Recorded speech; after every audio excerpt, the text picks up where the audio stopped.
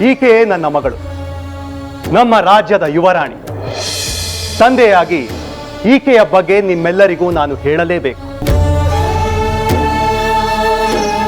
ಇಂದು ವರಮಾಲೆ ಯಾರ ಕೊರಳಿಗೆ ಬೀಳುತ್ತದೆಯೋ ತಿಳಿಯದು. ಆದರೆ ಅದಕ್ಕೂ ಮೊದಲು ಈಕೆಯ ಪರಿಚಯ ನಿಮ್ಮೆಲ್ಲರಿಗೂ ಮಾಡಿಕೊಡಲೇಬೇಕು.